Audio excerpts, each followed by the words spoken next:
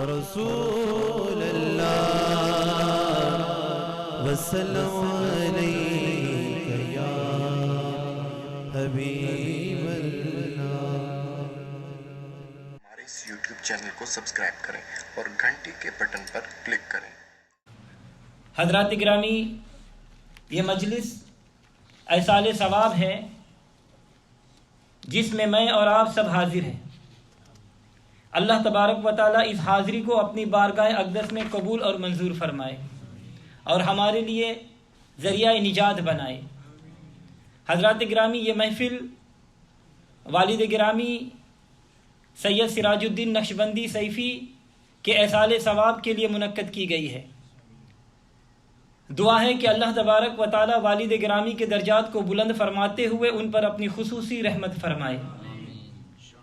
حضرات گرامی، خوش قسمت ہیں وہ والدین کہ جن کی اولاد ان کے ایصال انتقال کے بعد ان کو ثواب پہنچانے کے لیے ایسی محافل کا انعقاد کرتی ہے اور ان کو یہ ثواب اور تحفے ہدیے بھیجتے رہتے ہیں۔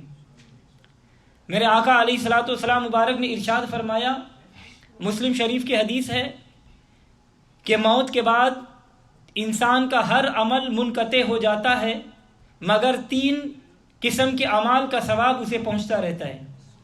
الا من صدقۃ جاریۃ او علم ينفع به او ولد صالح يدعو له، مگر صدقہ جاریہ اور وہ علم جس سے لوگ نفع پائیں یا صالح اولاد جو ان کے لیے دعا کرتی رہے، تو اولاد کی دعا کا ثواب میت کو پہنچتا ہے۔ حضرات گرامی، اللہ تبارک و تعالیٰ کا ارشاد گرامی ہے، کل نفس ذائقۃ الموت، ہر جاندار نے موت کا ذائقہ چکھنا ہے۔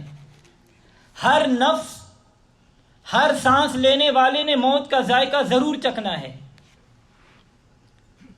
ہر سانس لینے والے نے موت کا منہ ضرور دیکھنا ہے۔ جس کسی نے بھی صبح زندگانی کو طلوع ہوتے مشاہدہ کیا، وہ شام زندگی کو غروب ہوتے ہوئے بھی ضرور ملاحظہ فرمائے گا۔ جب جس کسی کو بھی ماں کی گود نصیب ہوئی، وہ قبر کی آغوش میں ضرور جائے گا۔ موت ہے یہ آنے والی آئے گی، موت ہے یہ آنے والی آئے گی، جان ہے یہ جانے والی جائے گی، روح رگ رگ سے نکالی جائے گی، روح رگ رگ سے نکالی جائے گی، خاک تجھ پہ ایک روز ڈالی جائے گی۔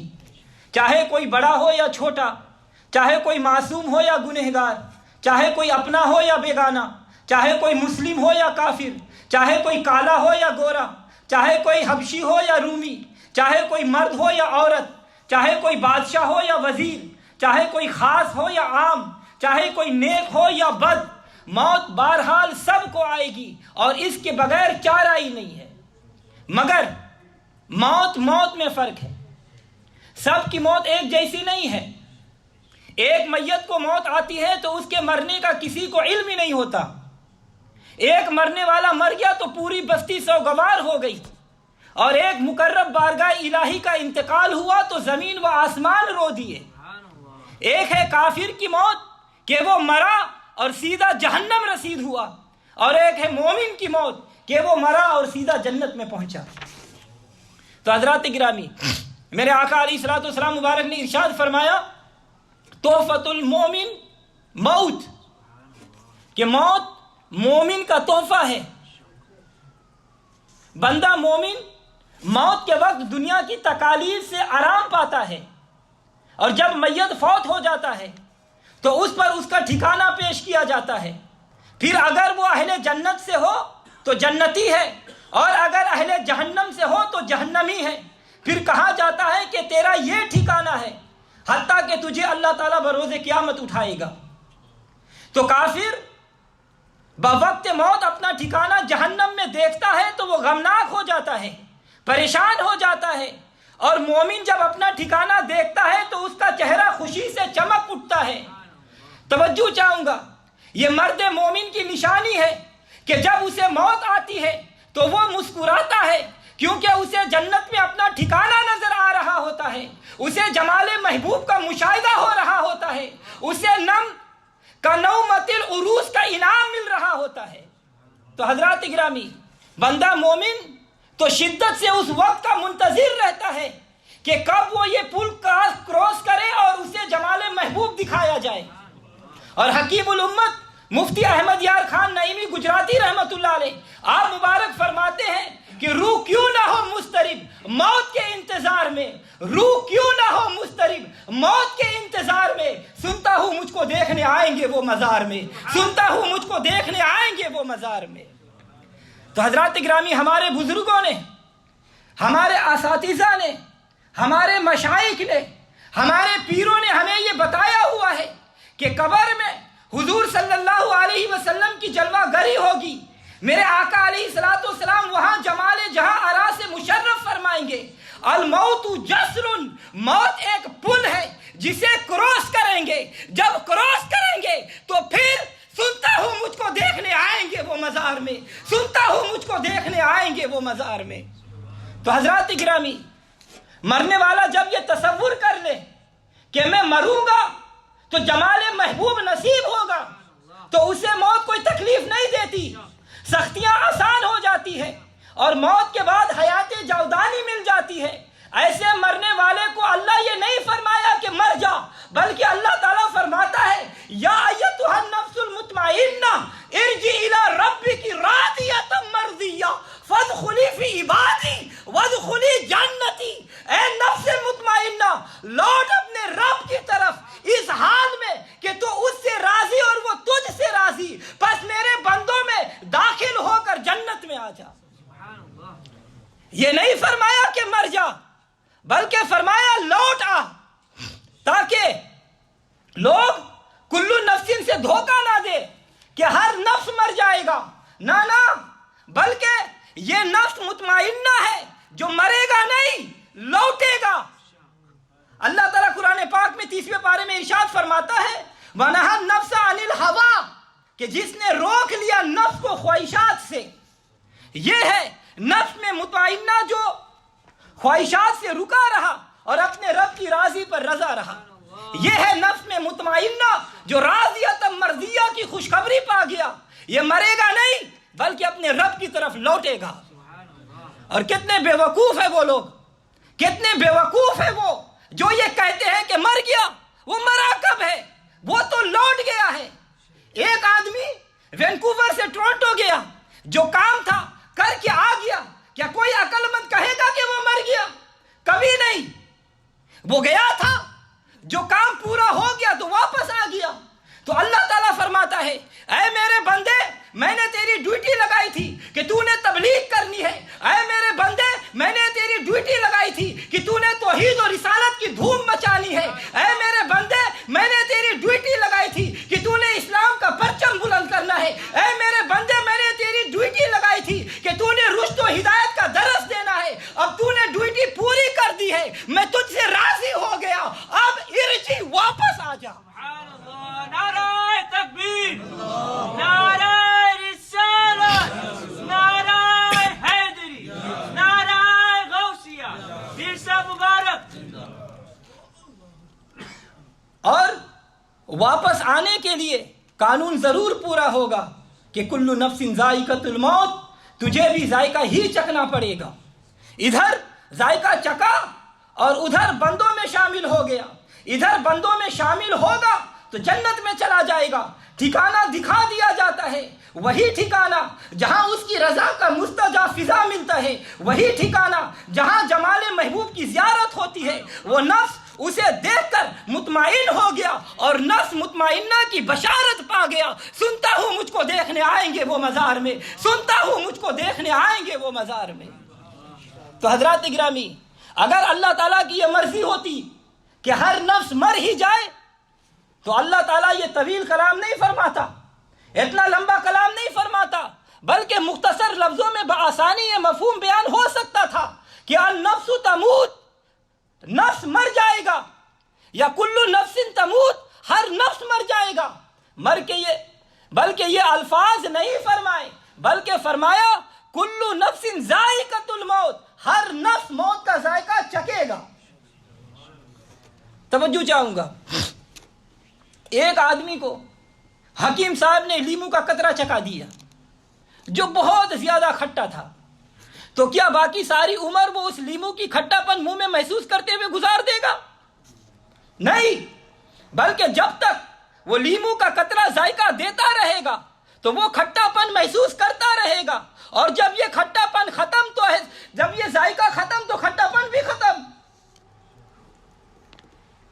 اسی طرح ایک آدمی نے آم کا ذائقہ چکھ لیا، تو جب تک وہ ذائقہ موجود ہے یہ میٹھا پن رہے گا، اب جب ذائقہ ختم تو احساس میٹھا پن بھی ختم۔ اللہ حکیم علیم الحکیم نے نفس کو موت کا ذائقہ چکھنے کا فرمایا ہے کہ ہر نفس موت کا ذائقہ چکھے گا، تو جب ذائقہ موجود رہے گا احساس موت رہے گا، جب ذائقہ ختم تو احساس بھی ختم، قانون پورا ہوا، ذائقہ موت چکھایا گیا، ادھر قبر میں پہنچا، یہ احساس ختم، یہ قبر میں پھر زندہ، اور اس سے سوالات کیے گئے اور اس نے جوابات بھی دیے۔ یہ مسلمان تھا پھر بھی سوالات ہوئے، یہ ہندو تھا پھر بھی اس سے سوالات ہوئے، یہ سکھ تھا پھر بھی سوالات ہوئے، یہ عیسائی تھا پھر بھی سوالات ہوئے، یہ کافر تھا پھر بھی سوالات ہوئے، یہودی تھا پھر بھی سوالات ہوئے، اس نے جوابات بھی دیے، پھر بھی کوئی اسے مردہ کہے؟ اس نے سارے جوابات بھی دیے پھر بھی اسے کوئی مردہ کہے؟ اس کو قبر میں منکر نکیر نے اٹھا کر بیٹھا دیا پھر بھی کوئی اسے مردہ کہے؟ ہر ایک سے اپنی قبر میں سوال کیا جائے گا اور وہ جواب دے گا۔ تو اولیاء انبیاء کو مردہ تصور کرنے والوں، جواب تو کافر اور مشرک بھی دے گا، وہ تو زندہ ہے تو اولیاء انبیاء کیسے زندہ نہیں؟ میرے آقا علیہ الصلوۃ والسلام مبارک نے ارشاد فرمایا کہ میت خفق النعال، جوتیوں کی آہٹ سنتی ہے، بلکہ امام بخاری رحمت اللہ علیہ نے ایک باب باندھا ہے، باب المیت لا یسمع خلق النعال، باب کے میت البتہ جوتیوں کی آواز کو سنتی ہے۔ اور دوسری جگہ ارشاد موجود ہے کہ بے شک جب بندہ قبر میں رکھ دیا گیا تو اس کے ساتھی اس سے واپس ہوتے ہیں تو وہ ان کی جوتیوں کی آواز کو سنتا ہے، تو جب ہر میت اس آواز کو سنتا ہے تو وہ زندہ ہے، تو اولیاء کاملین بھی مریدوں کی آواز کو سنتے ہیں، وہ زندہ ہے۔ اسی لیے علامہ اقبال رحمت اللہ علیہ آپ مبارک فرماتے ہیں، کون کہتا ہے کہ مومن مر گئے، کون کہتا ہے کہ مومن مر گئے، قید سے چھوٹے وہ اپنے گھر گئے۔ تو حضرات گرامی، ابن ماجہ شریف کی حدیث ہے، حضور صلی اللہ علیہ وسلم مبارک نے ارشاد فرمایا الدنیا سجن المؤمن و جنت الکافر، کہ دنیا مومن کا قید خانہ ہے اور کافر کی جنت ہے۔ تو جب اس نے موت کا ذائقہ چکھا تو اس قید خانہ سے رہائی کا پروانہ مل گیا اور وہ اس کو چھوڑ کر اپنے اصلی گھر میں لوٹ گیا۔ جبھی تو حضور صلی اللہ علیہ وسلم مبارک نے ارشاد فرمایا کہ اولیاء اللہ نہیں مرتے لیکن وہ دار الفنا سے دار البقا کی طرف منتقل ہوتے ہیں۔ اسی لیے اللہ تبارک و تعالیٰ نے کل نفس تموت، ہر موت، ہر جاندار مر جائے گا نہیں فرمایا، بلکہ فرمایا کہ ہر جاندار موت کا ذائقہ چکھے گا۔ سبحان اللہ۔ تو حضرات گرامی، آپ حضرات علماء اکرام سے ملتے رہتے ہیں، علماء اکرام سے آپ لوگوں کی کانٹیکٹ ہے، آپ ان علماء اکرام سے سوال کیجئے کہ اگر ایک عورت کا شوہر جھگڑالو ہو، بات بات پر خواہ مخواہ وہ اپنی بیوی کو مارتا ہو، اپنی بیوی کو پیٹتا ہو، اور پھر رمضان شریف کا مہینہ ہو، روزہ بیوی نے رکھا ہوا ہو، شام کو کھانا پکا رہی ہو، تو اس عورت کو خطرہ ہو کہ اگر نمک سالن میں زیادہ ہو گیا تو میری شامت آ جائے گی، میرا شوہر مجھے مارے گا، میرا شوہر مجھے پیٹے گا، کیا ایسی عورت حالت روزہ میں سالن کا نمک چکھ سکتی ہے کہ نہیں چکھ سکتی؟ علماء اور فقہ نے فرمایا ہے کہ اگر وہ چکھ لے اور تھوک دے، نگلے نہیں، تو روزہ برقرار رہے گا، تو مسئلہ حل ہو گیا۔ اگر نمک چکھنے سے روزہ برقرار رہتا ہے، نہیں ٹوٹتا، تو موت کا ذائقہ صرف چکھ لینے سے حیاتی برقرار رہتی ہے، نہیں ٹوٹتی۔ مرنے والے مرتے ہیں لیکن فنا نہیں ہوتے، مرنے والے مرتے ہیں لیکن فنا ہوتے نہیں، در حقیقت وہ کبھی ہم سے جدا ہوتے نہیں۔ سبحان اللہ۔ حضور صلی اللہ علیہ وسلم مبارک نے ارشاد فرمایا، بخاری شریف کی حدیث ہے، جب تم میت کو قبر میں رکھ کر آ جاتے ہو تو اس کے پاس دو فرشتے آ جاتے ہیں، ایک کو منکر اور دوسرے کو نکیر کہتے ہیں، اور وہ اس کو اٹھا کر اس سے سوال کرتے ہیں، اور ان کا تیسرا سوال یہ ہوتا ہے ما کنت تقول فی ھذا الرجل، تو کیا کہا کرتا تھا اس مرد کے بارے میں۔ توجہ چاہوں گا، عجیب منظر ہے کہ سامنے والضحیٰ کا چہرہ ہے، سامنے واللیل کی زلفیں ہیں، سامنے ما زگر کا کاجل ہے، سامنے طہا کی پیشانی ہے، سامنے ید اللہ کے ہاتھ ہے، سامنے علم نشرہ کا سینہ ہے، سامنے ساقی مدینہ ہے، اور سوال ہو رہا ہے تو کیا کہا کرتا تھا؟ کنتو تقولو، ماضی بعید ہے، اب نہیں، گزشتہ زمانہ میں دنیا میں تیرا ان کے بارے میں کیا عقیدہ تھا؟ تو اگر میت عاشق رسول ہے، میت اگر غلام رسول ہے، میت اگر دیوانہ محبوب ہے، تو وہ کہے گا فَيَقُولُ مَكَانَ يَقُولُ هُوَ عَبْدُ اللَّهِ وَرَسُولُهُ، وہ وہی جواب دے گا جو وہ کہا کرتا تھا کہ یہ اللہ کے محبوب بندے اور اس کے رسول ہے۔ وہ کہے گا کہ میں تو دنیا میں، وہ وہی کہے گا جو دنیا میں کہا کرتا تھا کہ میرا محبوب بے مثال ہے، میرا آقا لاجواب ہے۔ حضرات گرامی، آپ نے نہیں دیکھا کہ اہل سنت و جماعت دنیا میں کن عقائد کا پرچار کرتے رہتے ہیں؟ بس یہی عقائد وہ قبر میں بتائے گا۔ یہ ترمذی شریف کی حدیث ہے، جب سوال ہوگا تو فَيَقُولُ مَكَانَ يَقُولُ، تو جواب دے گا وہ جو کچھ وہ کہا کرتا تھا۔ اور ہم دنیا میں کیا اعلان کرتے رہتے ہیں؟ ہم دنیا میں کیا اعلان کرتے ہیں؟ ہم تو دن رات یہ عقیدہ بیان کرتے رہتے ہیں کہ اے دنیا والوں، ایسا کوئی محبوب نہ ہوگا نہ کہیں ہے، ایسا کوئی محبوب نہ ہوگا نہ کہیں ہے، بیٹا ہے چٹائی پر مگر عرش نشی ہے۔ ہم قبر میں یہی کہیں گے جو اب کہتے ہیں، کیونکہ پوچھا ہی یہی جائے گا کہ تو کیا کہا کرتا تھا، ما کنت تقول، تو ہم آج کیا کہتے ہیں؟ یہی کہ ہمارے آقا نور ہے، یہی کہ ہمارے آقا اللہ کے محبوب ہے۔ اسی لیے میرے سرکار اعلیٰ حضرت عظیم البرکت مجدد دین و ملت شاہ احمد رضا خان فاضل بریلوی رحمت اللہ علیہ، آپ مبارک فرماتے ہیں کہ سب سے اولا وہ اعلیٰ ہمارا نبی، سب سے اولا وہ اعلیٰ ہمارا نبی، سب سے بالا وہ اعلیٰ ہمارا نبی، خلق سے اولیاء، اولیاء سے رسول، خلق سے اولیاء، اولیاء سے رسول، اور رسولوں سے اعلیٰ ہمارا نبی۔ نعرہ تکبیر، نعرہ رسالت، شہداء اسلام، شہداء کربلا، زندہ باد۔ حضرات گرامی، اسی لیے امام احمد رضا خان فاضل بریلوی رحمت اللہ علیہ نے بوقت وصال یہ وصیت فرمائی کہ میری قبر ذرا گہری کھودی جائے۔ سوال کیا گیا کہ کیوں؟ فرمایا کہ میرے حبیب تشریف لائیں گے، احمد رضا کے آقا جلوہ افروز ہوں گے، تو احمد رضا کیا بیٹھا رہے گا؟ کیا اٹھ کر اپنے محبوب کا استقبال نہیں کرے گا؟ قبر میں سرکار آئے تو میں قدموں میں گروں، قبر میں سرکار آئے تو میں قدموں میں گروں، فرشتے گر مجھ کو اٹھائے تو میں ان سے یوں کہوں کہ ان کے پائے ناز سے اب میں فرشتوں کیوں اٹھوں؟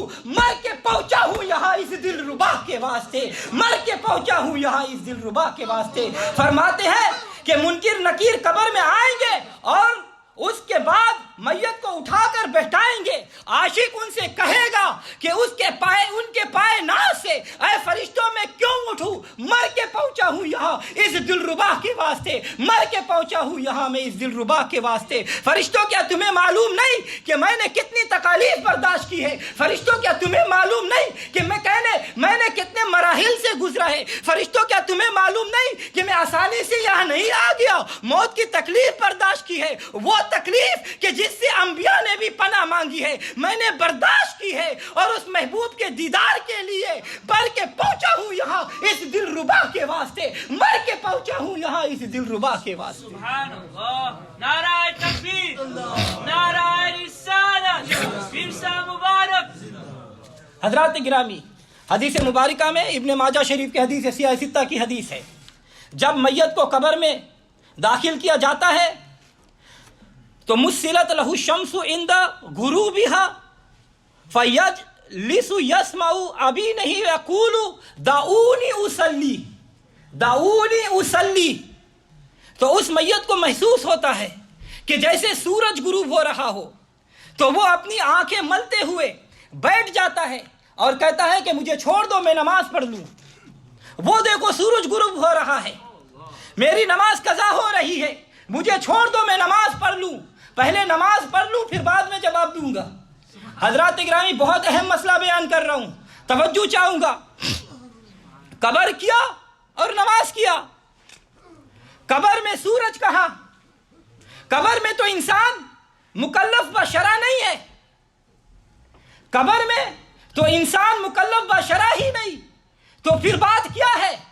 اصل بات یہ ہے کہ ادھر میت کو قبر میں رکھ کر تم واپس ہوئے, ادھر ودھا کے چہرے والا محبوب مدینے سے چلا, ادھر منکر نکیر میت کے پاس پہنچے, ادھر میرا آقا بھی تشریف لے آئے. تو جب محبوب کا نورانی چمکدار چہرہ نمودار ہوا تو اس نے کہا کہ ٹھہر جاؤ, جواب بعد میں دوں گا, میرے آقا جلوہ افروز ہو رہے ہیں, پہلے ان پر میں درود پڑھ لوں. دعونی اصلی, کیونکہ ان اللہ و ملائکتہ یصلون علی النبی, وہاں پر یصلون ہے اور یہاں پر اصلی ہے.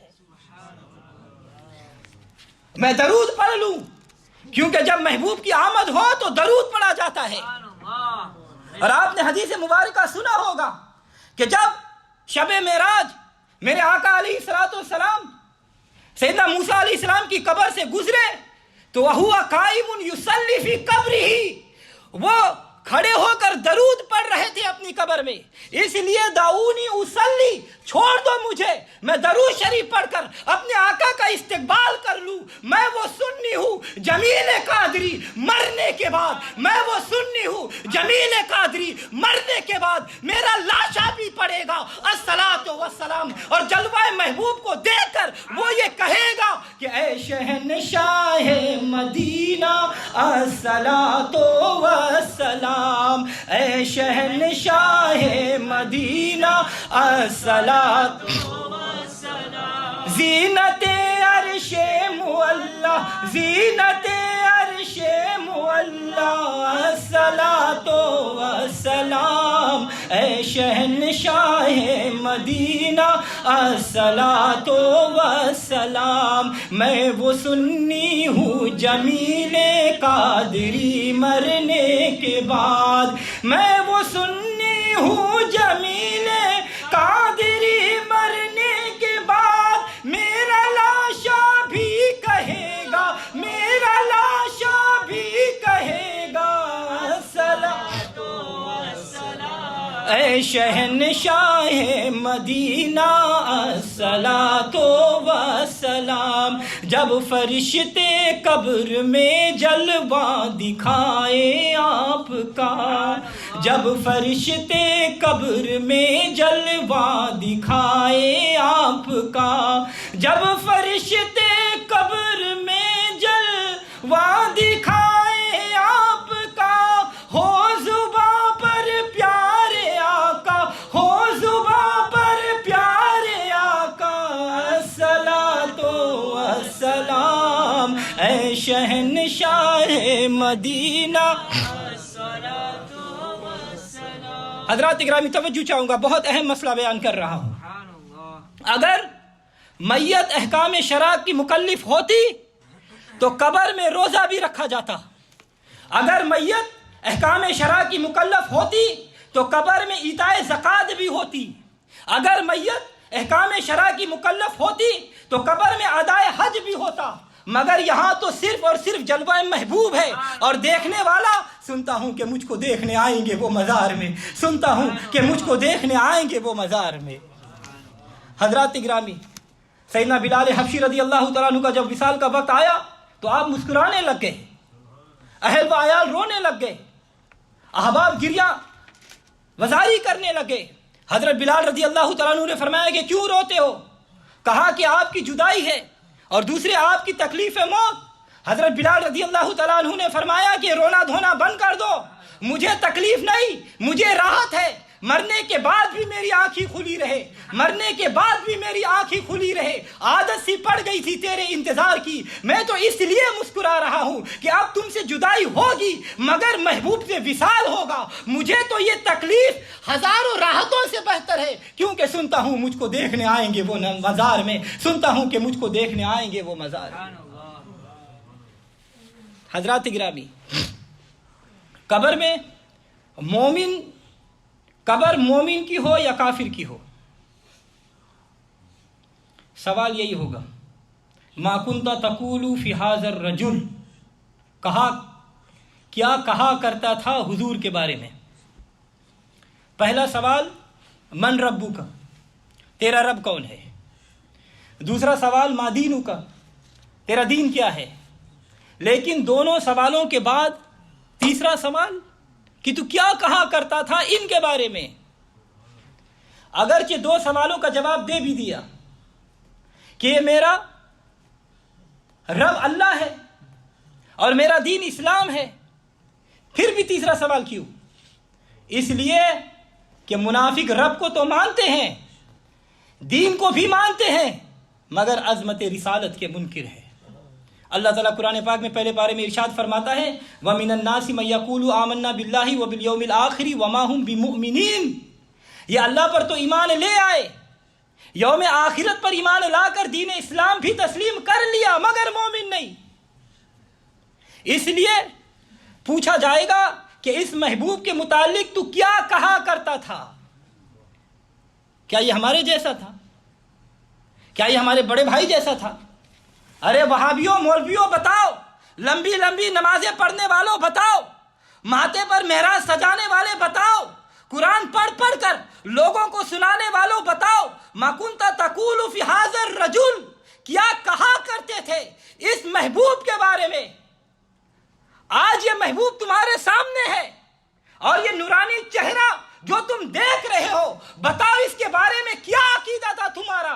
فرمایا وَإِن كَانَ مُنَافِقًا قَالَ سَمِعْتُ النَّاسَ يَقُولُونَ فَقُلْتُ مِثْلَهُ لَا أَدْرِي، اگر میت منافق ہوگا تو وہ کہے گا کہ جو کچھ لوگ کہتے تھے میں بھی سن کر وہی کہتا تھا، میں کچھ نہیں جانتا۔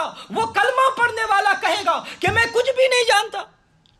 توجہ چاہوں گا، وہ کلمہ پڑھنے والا یہ کہے گا کہ میں کچھ بھی نہیں جانتا، دنیا میں تو پڑھتا رہا لا الہ الا اللہ محمد الرسول اللہ، مگر قبر میں کہے گا لا ادری، میں نہیں جانتا۔ فیقولان قد کنا نعلم انک تقول ذلک، وہ منکر نکیر کہیں گے ہمیں معلوم تھا کہ تو یہی جواب دے گا، ہمیں تمہارے نفاق کا علم پہلے سے تھا، ہمیں تمہاری منافقت کا علم پہلے تھا۔ حضرات گرامی توجہ چاہوں گا، میرے آقا کو بے علم کہنے والوں، میرے آقا کو لا علم کہنے والوں، یہ فرشتے اپنے علم کا اظہار کر رہے ہیں، قد نعلم، ہم جانتے تھے۔ اور یہ کیسے ہو سکتا ہے کہ فرشتے تو کہیں قد نعلم، ہم جانتے تھے، اور ان کا آقا یہ فرمائے لا اعلم، میں نہیں جانتا۔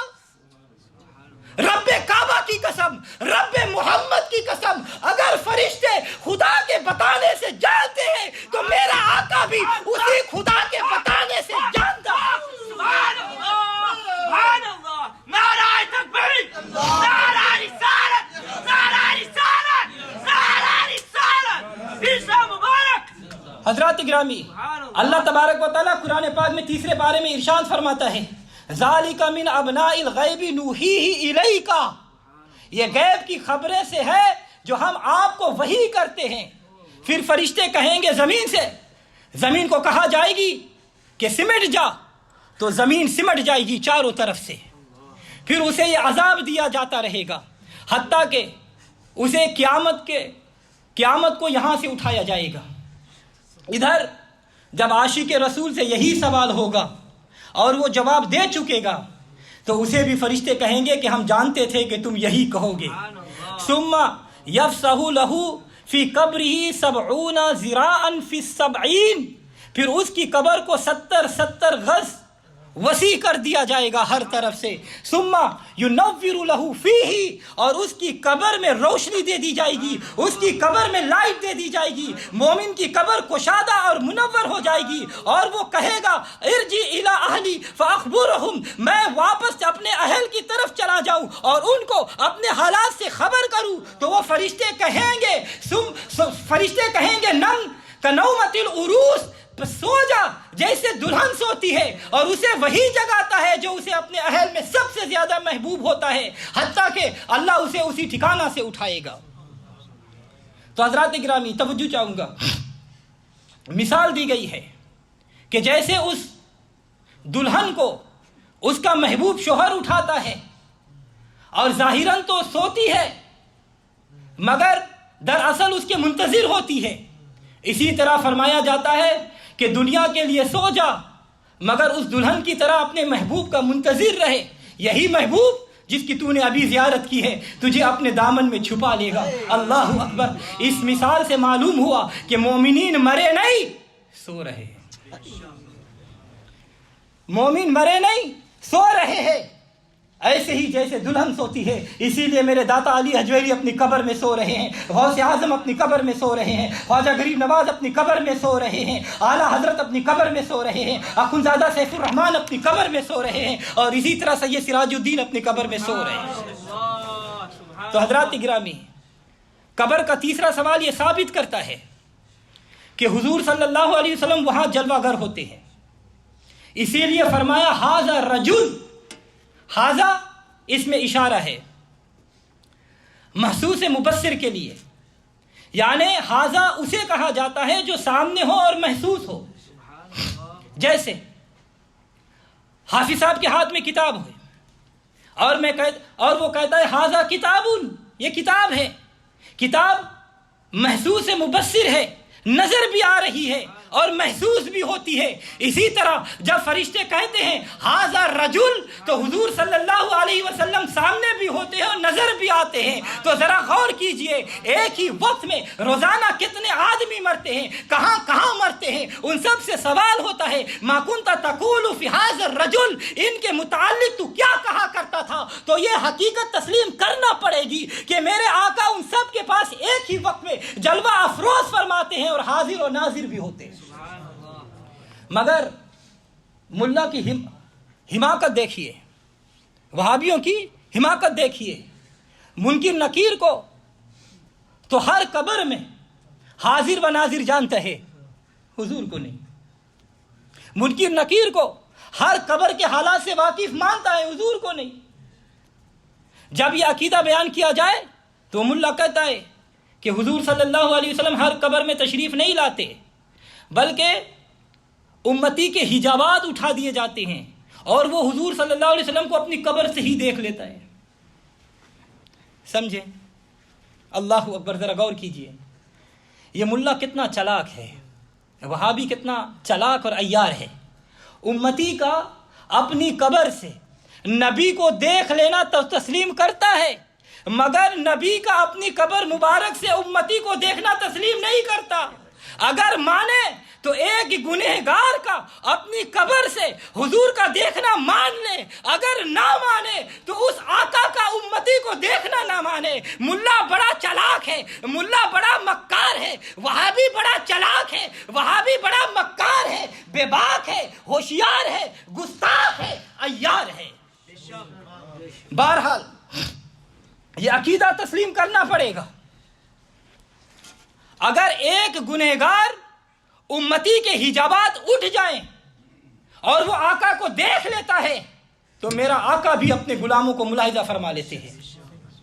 ملا وہابی نے یہاں پھر لوگوں کو دھوکہ دیا اور کہا کہ نبی صلی اللہ علیہ وسلم تشریف تو نہیں لاتے, ہاں اپنی قبر سے بجائے حجابات اٹھنے کے ملاحظہ فرما لیتے ہیں. ہمارا عقیدہ پھر بھی ثابت ہو گیا کہ فریاد امتی جو کرے حال زار میں, فریاد امتی جو کرے حال زار میں, ممکن نہیں کہ خیر البشر کو خبر نہ ہو. ملا نے پھر فریب دیا, لوگوں کو دھوکہ دیا کہ جی 3 اقوال ہے. پہلا کہ حضور صلی اللہ علیہ وسلم کی شبیہ مبارک تصویر قبر میں دکھائی جائے گی. دوسرا حجابات اٹھا دیے جاتے ہیں. اور تیسرا ضعیف قول ہے کہ حضور تشریف لاتے ہیں۔ تو حضرات گرامی، ہم کہتے ہیں کہ ہر قول اپنی اپنی مقام پر درست ہے۔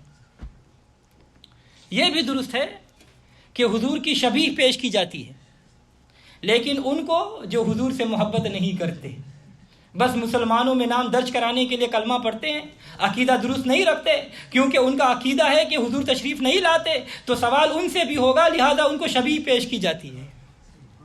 اور یہ بھی ٹھیک ہے کہ امتی کے حجابات یا حضور کے حجابات اٹھا دیے جاتے ہیں، لیکن یہ ان کے لیے ہے جو حضور سے محبت رکھتے ہیں اور مشاہدہ جمال حبیب کا انتظار کرتے ہیں اور تسلیم کرتے ہیں کہ حضور ہمیں ملاحظہ فرما سکتے ہیں، کیونکہ سوال وہ بھی کیے جائیں گے۔ اور یہ بھی وجہ ہے کہ حضور صلی اللہ علیہ وسلم ہر قبر میں جلوہ گر ہوتے ہیں، لیکن عشاقان رسالت کی قبروں میں جن کا یہ عقیدہ ہو، جن کا یہ ایمان ہو کہ سنتا ہوں مجھ کو دیکھنے آئیں گے وہ مزار میں، سنتا ہوں مجھ کو وہ دیکھنے آئیں گے مزار میں۔ حضرات گرامی، نظر ملا کو بھی آئے گا، نظر ملا کو بھی قبر میں آئیں گے، لیکن یہ لا ادری کے الفاظ سے اپنے عقیدے کا اظہار کریں گے۔ نظر عشاق کو بھی آئے گا، نظر عاشق رسول کو بھی آئے گا، تو وہ نعتیں پڑھتا ہوا، میلاد مناتا ہوا، سلام پڑھتا ہوا، محبوب کا استقبال کر کے اپنے ایمان کو ظاہر کرے گا۔ ملا کہے گا کہ میں نہیں جانتا یہ کون ہے، اور عاشق کہے گا میں تو یہی کہا کرتا تھا کہ روح کیوں نہ ہو مضطرب موت کے انتظار میں، روح کیوں نہ ہو مضطرب موت کے انتظار میں، سنتا ہوں مجھ کو دیکھنے آئیں گے وہ مزار میں، سنتا ہوں مجھ کو دیکھنے آئیں گے وہ مزار میں۔ تو حضرات گرامی، فرمایا کل نفس ذائقۃ الموت، ہر نفس نے موت کا ذائقہ چکھنا ہے۔ اور یہ علیحدہ بات ہے کہ کوئی ذائقہ چکھ کر پھر نگل لے اور مر جائے، اور اگر کوئی صرف ذائقہ چکھے اور پھر بعد میں جب ذائقہ ختم ہو تو حسب سابق وہ زندہ رہے، مر جانے والے منافق، زندہ رہنے والے عاشق۔ اللہ تعالیٰ قرآن پاک میں ارشاد فرماتا ہے پھر ہم اسے حیات طیبہ عطا فرما دیتے ہیں۔ یہ حیات طیبہ پا کر اپنی قبروں میں سو رہے ہیں۔ جب کوئی ماننے والا جاتا ہے تو قدموں کی آہٹ سنتے ہیں، اور جب قدموں کی آہٹ سنتے ہیں تو ان کی بات بھی سنتے ہیں، ان کا سلام بھی سنتے ہیں، ان کی معروضات بھی سنتے ہیں، اور ان کی سفارش بھی سنتے ہیں، اور جو وہ کہتے ہیں وہ سنتے ہیں۔ اللہ